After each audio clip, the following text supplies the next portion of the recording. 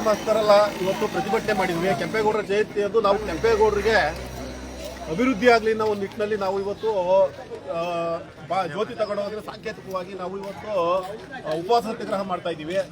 ನಾವು ಶಾಸಕರು ಇಲ್ಲಿಗೆ ಜ್ಯೋತಿ ತಗೊಂಡೋಗಿ ಬಂದವ್ರೆ, ಓಲಿ ಅಟ್ಲೀಸ್ಟ್ ಬಟ್ ನಾವು ಇಲ್ಲೆಲ್ಲ ಕುಂತಿದ್ದೀವಿ, ಒಂದು ಕನಿಷ್ಠ ಪಕ್ಷನಾದ್ರೂ ಅವ್ರಿಗೆ ತಡಿ ಏನಕ್ಕೋಸ್ಕರ ನಾವು ಜನ ಇಲ್ಲಿ ಕುಂತಿದ್ದಾರೆ, ಅವ್ರನ್ನ ಏನ್ ಕೇಳಬೇಕು, ಅವ್ರ ಅಭಿಪ್ರಾಯ ಏನು, ಅವ್ರು ಏನು ಗ್ರಾಮಸ್ಥರು ಬೇಡಿಕೆ ಇಕ್ತವ್ರೆ ಅಂತ ಕೇಳ್ದಲ್ಲೇ ನೀವು ಏಕಾಏಕಿ ತಗೊಂಡವ್ರೆ. ನಾವಿವ ಜ್ಯೋತಿ ಅಡ್ಡಿ ಕೊಡ್ಸ್ಬೋದಾಯ್ತು. ನಾನು ಹೇಳ್ತಾ ಇದ್ದೀನಿ, ಬಾಳಣ್ಣವ್ರಿಗೆ ಜ್ಯೋತಿ ಅಡ್ಡಿ ಕೊಡ್ಸೋದು ದೊಡ್ಡ ವಿಚಾರ ಅಲ್ಲ.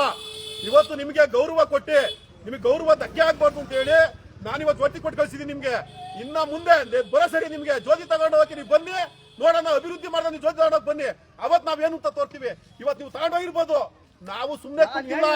ಇವತ್ತು ರೈತರ ಗೋಳು 4 ಜನ ತಿಳಿದಿ ಅಂತ ಮಾಡೋ ಸಾಂಕೇತಿಕವಾಗಿದ್ದು, ರೈತರ ಕಷ್ಟ ಏನು ಅಂತ ತಿಳಿದು ಆದ್ರೆ ನಿಮ್ಗೆ ಇವತ್ತು ರೈತರನ್ನ ಏನು ಅಂತ ತಗೊಂಡೋಗಿದ್ರಲ್ವಾ, ಇದ್ರ ಪರಿಣಾಮ ನಿಮಗೆ ಗೊತ್ತಾಗುತ್ತೆ. ನಿಮ್ಗೆ ನಾವು ಹೇಳಕ್ ಹೋಗೋದಿಲ್ಲ, ಗೊತ್ತಾಗುತ್ತೆ, ನೀವೇ ಮುಂದಿನ ದಿನ ನೀವೇ ಅನುಭವಿಸ್ತೀರಿ ಇದ್ರ ಪರಿಣಾಮ.